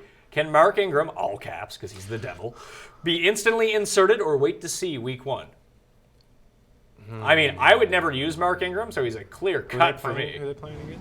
They play Washington on Monday night. Yeah. I would play him. It all depends on your matchup. Let's put it this way. Like, if I had Drake, I'd play him over Drake. Yeah, I mean, I wouldn't, but I understand your logic. Yeah. Next question. Just wait for the ranking show. Yeah. And then it all depends on who you have. I'll have Sealy on. I'll have Gary on. Yeah. They'll have a more objective opinion about it. He'll probably be in the mid-20s for people. Would you trade Kittle for Cup? Yes. Holy crap. Yeah. Immediately. Yes. Cooper Cup's awesome. You can just stream tight ends all you want. Yeah. Let's see. Would you do Julio Jones or Michael Thomas for Hunt and Aaron Jones? No. No. Maybe Julio, but not Michael Thomas. But no to both. Yeah. Let's see. I just need Watkins. Let's go. Oh my God, I don't care about. Would you drop Tyler Eifert for Croft or McDonald? Here's the thing. I rank these players with numbers next to their name. Both those guys are on the list. It's Vance McDonald for me. Yeah, go rewind. Yeah. Vance, I agree, Vance. Let's see. Should I trade Cohen for Ajayi? I actually would. I think you could progressively, just sell high, and end up with a good player. Because Cohen's going to be fine every few weeks, but you're never going to know when to play him. So he's a hard guy to ever have. Yeah. So you trade him for Ajayi, who you can kind of sit at the moment. You wait for him to have a good week. People will be like, oh man, Ajayi. Especially if Philly comes back and wins next week. Everyone's going to be all rah-rah for Philly again. Then you can trade up for Ajayi for someone else. Just play the ladder with them all the way up for guys you were never playing anyway. And eventually, you might stick on a guy who you can actually play. That's actually a pretty good strategy. Yeah, I like that. You just need some patience to wait it out. Yeah, good call. Trade Fournette and Yeldon in a package deal or hang on? That really depends on who you're fucking trading them for, pal. Yeah, that's going to be frustrating. You get situations like yesterday where you wouldn't have played Yeldon either one of them. Fournette's coming back, right? And then you need to have one or the other inactive. So you can deal them both. It depends on what you get. Trade away Enunwa for Dion Lewis. I think that depends on if you need the running back. I like Quincy, though. I think he's a top 25 guy. Me too. The rest of the way, I think I said that from day one. I know it was only one game, but it was like Robbie Anderson, see you later, and Quincy just in the slot. When we saw him in 2016, he was a red zone beast. Darnold has already been very vocal about the routes that he runs, how easy it is to pass to him. So, yeah, I think Quincy he's a guy that I want. I think he's a borderline wide receiver, too. But if you need running back... Yeah, it's all context. Like, if you have no running back, you're rolling out scrubs. Like, you need Lewis. You go get him. Yeah. But I think objectively, I would rather keep Quincy. This guy probably picked up Quincy off the waiver wire, absolutely. Sure, but maybe he's fine. Yeah, but maybe he drafted Marquise Goodwin. Yikes! Keep Quincy. Yeah, then you got to keep Quincy and play him. Yeah. Is Allen Robinson's usage a concern? We cover this in the wide receiver section. If you want to go back to around, actually, we talked about that right off the top. Of the show. But you're not. I'm not super concerned. It's not going to be the Allen Robinson of 2 years ago where he was like top 5 in targets and the question was, I think, who would you rather have the rest of the year, John Brown or Allen Robinson? Or it was Demaryius Thomas. Yeah, it was Demaryius. I'd rather have John Brown than both those guys. Yeah. Yeah, I would agree. John Brown's really good, man. Yeah, like Robinson's gonna have these big weeks, then nothing weeks. Like Yeah. I want a modicum of consistency Yeah. from someone. Which player has the highest trade value to trade away? We can give you what we think, but that's all dependent on your league. People value different players a lot differently. Breida, Ingram, Thompson, or Marshawn Lynch. Highest trade value? Probably Ingram. Yeah, or Lynch. Lynch, maybe. Or what you said about Lynch. Like, I know I- our thinking, but other people's thinking, like, he just had a monster game. I would keep Lynch personally. Lynch is good. He's really good. Lynch is like Carlos Hyde. He gets over 20 touches every single week and scores touchdowns. And- people are talking Yeah. about picking up Aaron Jones because he might be good. Exactly. Just have Marshawn Lynch. Yeah, for sure. But you'd be silly not to. As a Lynch owner, you need to still flirt him out there with your league mates and just to see. Yeah. Guys, are you interested in Lynch here? Getting a lot of looks. The best way to do this is think about like what's the best case scenario for your trade. Because if someone offered me, like, let's say I owned Antonio Brown and I got a trade offer, it just said, this guy has offered you Marshawn Lynch for Antonio Brown. I'm not even sending a counter back. Like, fuck off. Yeah. But think about like the very top of your wish list. Because it's hard to say who you should go to trade for. I don't know who's on people's teams. What if the guy I say is on a team where he can't give up a wide receiver because it's his only Yeah. good receiver? Yeah. Well, then that guy's not making the trade. So just think about like who's the highest end player you would want for Marshawn Lynch that's reasonable and maybe even a little bit above reasonable, Yep. but not stupid. Not stupid. At least give him something that when he comes back down, the next counter back down is someone good. And see Yeah. if you like that. If not, then keep him. Yeah. No, And it's a good way to assess the value of the player. for sure. No, it's a good call. But one thing that we can say about Gruden has been positive out of all the negative is that he's given the ball to Lynch. Listen, there's very Run the few things I was football. right about coming into the year. That is one of them. I just have Marshawn Lynch everywhere. Yeah, He's good. saving my ass. Good call. Someone dropped Little Quincy Enunwa in my PPR league. Should I drop Naheem Hines that I picked up last night for Quincy? Yes. Yep. Yes, you should. Trade Fournette and same fucking question. For who? Sure, trade him. You know what? Trade him for Todd Gurley. That's what you should trade your fucking package of Fournette and Yeldon for. Thanks. Julio and Hyde for Melvin, Gordon, and Boyd. Julio and Hyde for Melvin. Ooh, Julio and Hyde for Melvin. Let's see. How much better is Melvin than Hyde? I think significantly. Yeah, big time. How much better is Julio than Boyd? I think it's less than it is Melvin to Hyde. I think it is too. And another great week from Boyd. I know. Another what I'm great saying. week from him. And he actually scores And now touchdowns. Eifert is gone. Yeah, he scores touchdowns. I would He's make that utilized deal. in the slot. I would make that deal. Yeah. Especially in PPR leagues where Melvin gets like 7 catches a game. Oh my goodness, he's setting records. Like he's just almost every single week he's led his teams in targets and catches. Oh, with Mixon likely coming back this week, should Gio owners look for Kerryon Johnson, Robert Turbin, Naheem Hines, or do you stash Gio? That's really interesting. That's a good question. I actually think that Gio is one of the few legitimate handcuff running backs to own because when Mixon is out, he is a top 10 running back. Yep. We've seen it. We've already Every seen single it. week, he's Yep. a top 10 running back. And we've seen it last year. We've seen it last year when Mixon left with concussion. Gio was great. Yeah, so I think I would just hold on to Gio. Yeah, I would Tell you too. the truth. It's a great handcuff. Thoughts on Kerryon? We already did that, unless he can become the guy. Yeah, I mean, Kerryon's great. He's got his upside. His ceiling is there, but you and I are both concerned. Like, Riddick is never going to leave. And, Blunt is going to hang around, even though he's been really There are inefficient. so many questions. We got 10 minutes left, so we got to rapid fire All right, through let's do this, it. all right? I was offered Thielen for either Dalvin Cook or Sony Michel. Which one do you ship off? I would ship off Sony Michel. Yeah. I'd keep Dalvin Cook. Yeah. Trade Zeke for Cook and Mixon? Wow, you can get two? You get two of those Two starting guys? running backs? Yeah. Zeke's way better than both of them? That's one that I would I visit. think it would depend on who your other running back It with does. Zeke is. Like if it's nobody, Yeah, if you need running backs, this is an example I'm talking about. Like the context, like if you need two, you have no balance on your team. Like you're starting Zeke and a loser, yeah, Zeke and Corey Clement every week. then go get two solid RB1s. Yeah. Potential, right? Yeah, I don't mind that, but it depends on your team. Yeah. Um, There's a risk in that, but I'm willing to take that risk. horrible week. What do I do with Howard? Cut him if you don't like him. Keep Howard, man. He's gonna be fine. But he had a bad week. These things happen. Is Goff startable every week? Oh my yeah. goodness. Yeah. Top 10 quarterback. For me. You Love Goff. You crushed Colin. Everyone, I was on the bandwagon like, yeah, he's not going to be as good this year. You were just like, just draft Jared Goff. He's fine. Yeah, he was obviously disrespected last year, and him being a top 10 quarterback last year and not getting drafted as one this year. Obviously, it has a lot to do with McVay, but all three, you could have yourself a team, and nobody would ever do this, but you could have yourself a team of Rams? Of all Rams. You could have had first pick or second and went Gurley. You could have taken Cooks. You could have taken Cooper Kupp then. You could have taken Woods in the 5th or 6th, and then you draft Jared Goff through second last pick or something, and you're balling out every week because this offense is unreal. You could have just constructed a team of drafting Rams and Chiefs, and you would have been fine. You would have been perfectly fine. David asks, is Tyler Boyd a must-start wide receiver too, or is the perfect time to sell high? Depends on what you would get for him, but he's a guy that you start every week. Yeah, he's a wide receiver too for me, a borderline wide receiver too. He's like I think he may have a higher upside than Quincy Enunwa, but they're both top 25 guys. Like John Brown is in that mix too. Yeah. Like Boyd they're all is guys. really good. He's got good hands too. Generally speaking, those guys carry less trade. Like they're not good sell high options because people don't like to trade for people you picked up off the waiver wire. That's just people. No, you're right. It's like when we talk about Nick Markakis, like sell high, and I'm like, no one's buying him. Like with Boyd, everyone just knows that whoever's trying to sell him is trying to sell high. Like you would probably get more in return for Demarius Thomas than you would for Tyler Boyd. I think I might rather have Tyler Boyd. Yeah, I would too. You would get more for Allen Robinson in a trade. Tyler Boyd might be better. Yeah. So. I had McCaffrey, Mixon, Lynch, Coleman, and Breda. I think I can trade away AP for DT in the Keenan Allen question? Yes. Yeah. Should I trade Jordan Howard? His usage is frustrating.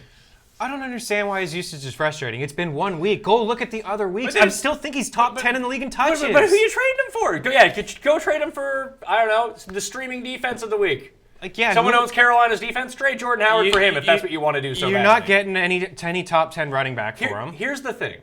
When guys have a bad game, don't trade them right away. I know. It's like it's Wait till they have a good game. They don't want to trade him. He's too good. Like, fuck off. I'm frustrated with the usage, too. I saw it yesterday. I own a lot of Howard. Like, it sucks. But even with that usage, he's still top 10 in touches among backs. Like, he's fine. I'm trying to find, like, real trade questions here now. Like, should I drop my best player because he had a bad week? Howard would be fine. Drake for Collins. Yes. Yeah, I would want Collins. Mm-hmm. Yep, that's a good one. I don't even know if they... Do you like Sammy Watkins the rest of the season? I think Sammy Watkins is going to be... I do like him, but he's going to be hit and miss. Yeah, he's... Someone has been written out of that Chiefs game, and... He's a borderline wide receiver 3 for me. Call me crazy. I don't know if they're going to average 45 points a game for the season. They're not. They can average close to 30. The efficiency is going to drop down. Mahomes had more touchdowns and incompletions in one game. So he's a borderline wide receiver 3 with upside to be a 2, but also downside to be a 5 or a 6. He's a guy that you just play. If you have him, you just play him every week. Yeah. And he's going to have really good games and really bad games. Yeah, and maybe the bad games aren't as bad as they used to be. I thought he'd be the 4th option on that team because I thought Hunt would get some looks, and he's not. So he's the 3rd option. But like every week, it's like Conley gets a touchdown. Yeah. Thomas gets a touchdown. Harris gets a touchdown. Yeah. Like, who knows? Yeah. But yeah, he's just a guy to play because Mahomes is so good. Yeah. Trade Drake for McCoy. Ooh. I would, but I'm not really feeling shady here. No, I'm not feeling shady either. It just sucks. Like, the offense is brutal. The line is not good. I would do it though because at least you're just guaranteed more touches. Yeah. Listen, if Shady has one really big week, like if Drake has a really big week, no one's going to buy it. Mm-hmm. But if Shady has a really big week, people will buy it. Yeah. Because he has that name value that goes along with it. So he's more valuable. The Bills should trade Shady. To who wants Shady? I'd take him in Philly. You'll love that. Come on back, baby. Peyton Barber and Jamal Williams are my running backs. Do I trade Tyreek, Antonio Brown, or Michael Thomas and try to upgrade Enunwa and Crowder on my bench? Yeah, I would.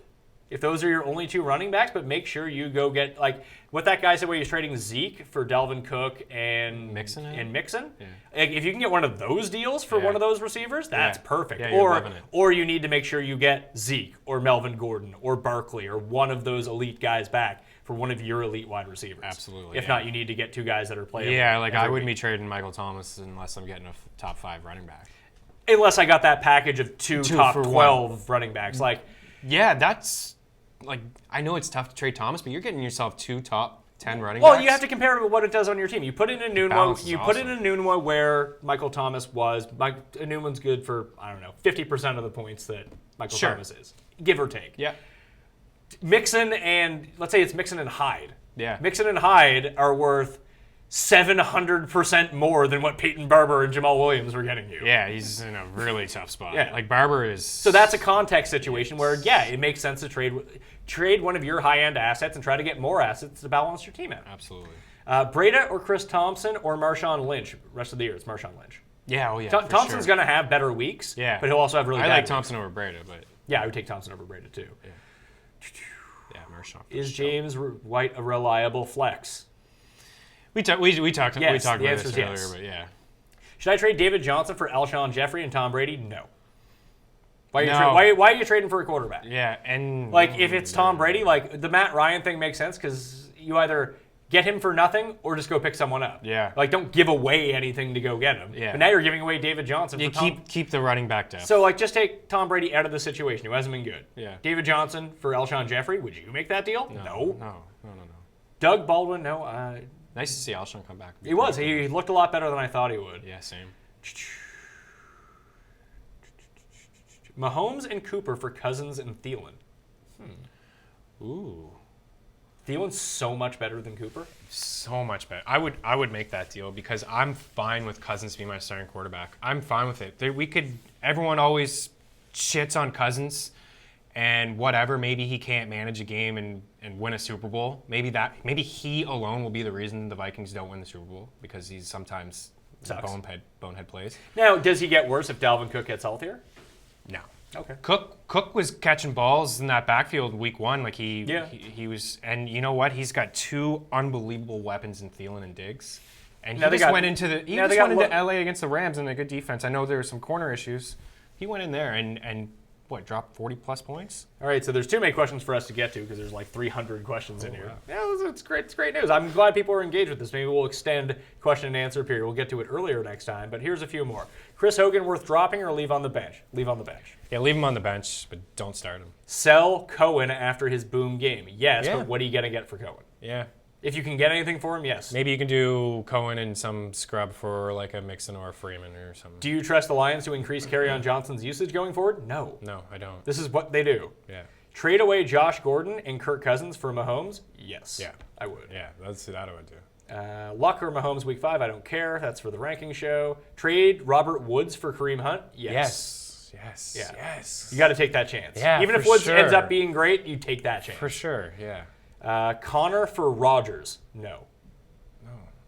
Trade away Jordy Nelson for Kiki in Dynasty? Yes. Jordy Nelson reeks. Oh, big time. Dynasty? Woo. Yeah. Go, hurry up. Running backs I could trade Sterling Shepard for. No one? If you were getting...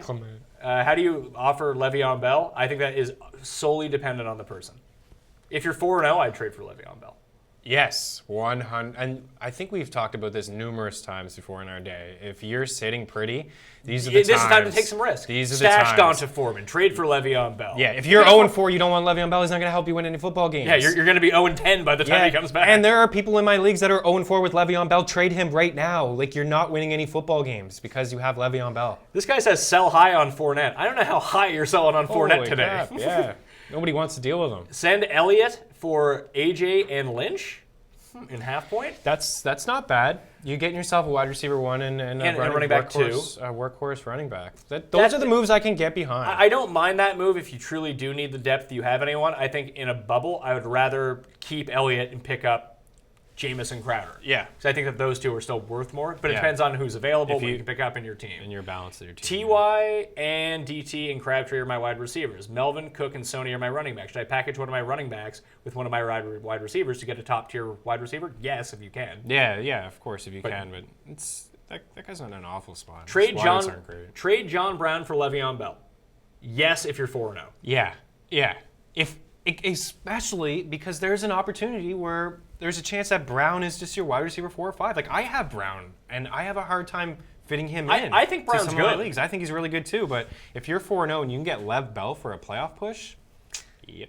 Let's see. Ronald Jones and Turbin. Better long-term ad? I'd probably take Jones. I would take in my Jones. rankings, I have Jones one spot ahead. They're both stash plays. I would wait and take sees. Jones and just on the pure upside and more opportunity for him now that Barber has been bad. In PPR, would you drop Crowell for Hines? I would. Yeah, I would do that. All right, and we'll end this one from Daniel. He asks, Would you pick up Corey Davis in season-long fantasy? I'm out. See you later. That'll do it. We've hit the nadir of questions, everyone. Chris Meaney, check him out on Fantrax and on Twitter, @Chris Meaney. You can definitely go back and listen to this entire show on demand. It'll have the time codes. And if you're watching this after the fact, hit the comment section, not the live chat section, the actual comment section for when this show ends.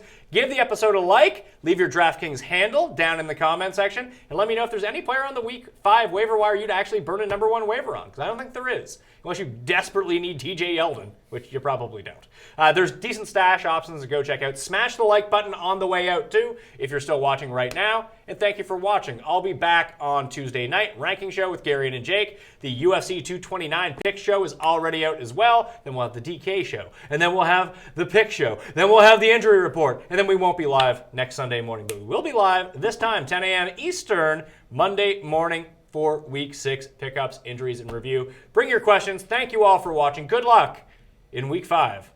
I'll see you next time.